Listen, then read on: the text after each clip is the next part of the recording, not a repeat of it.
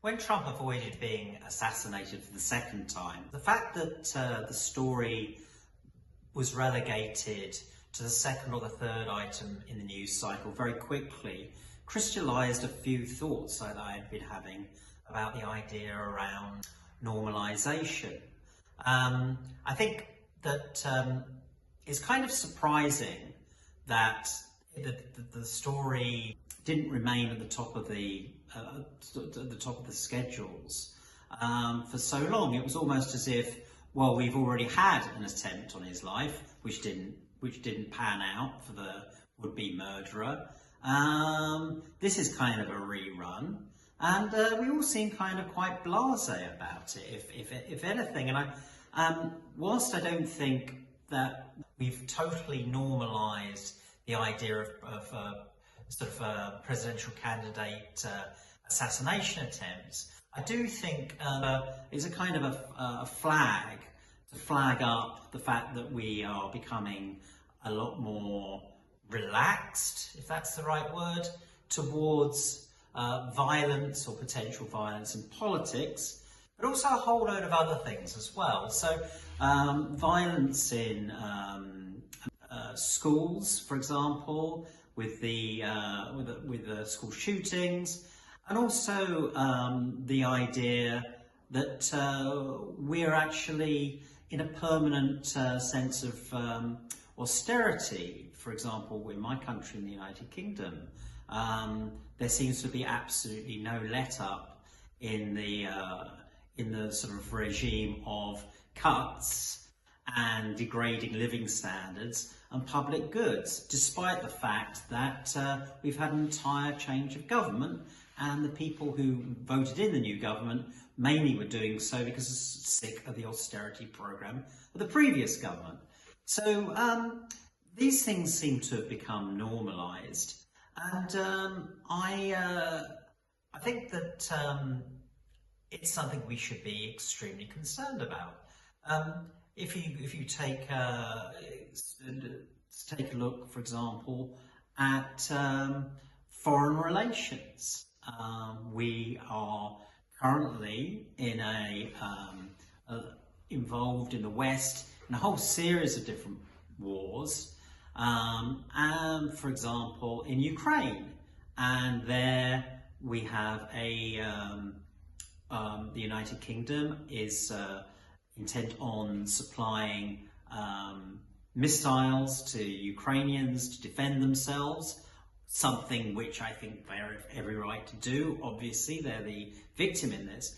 But this does run a little bit of a risk of creating the conditions for escalation and possibly nuclear war. Now, back in the 80s, when nuclear war seemed like a real thing, there seemed to be a lot more of a respect about the idea that you should tread rather carefully about these issues, and yet we seem to be accelerating towards a situation where nuclear war is kind of seen as inevitable.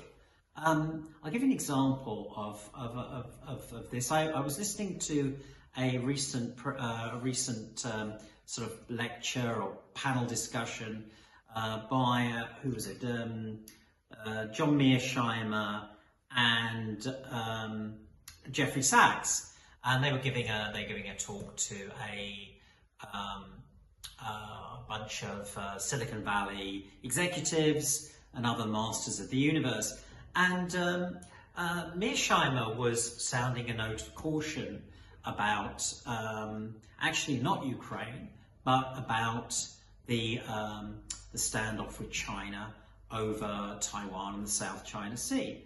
And he was saying that we should be kind of careful about this, and we should learn to accommodate China and come to some equitable arrangement. Jeffrey Sachs, on the other hand, was adamant that China was bound to want to dominate the world as it became much more powerful relative to the West.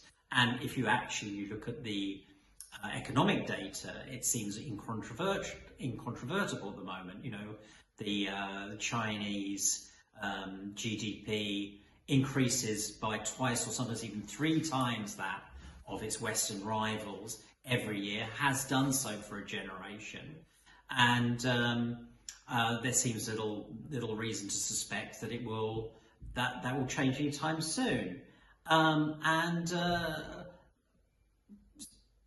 When questioned that, well, wouldn't this inevitably lead to a shooting war, Jeffrey Sachs kind of sort of acquiesced and said, yes, it will.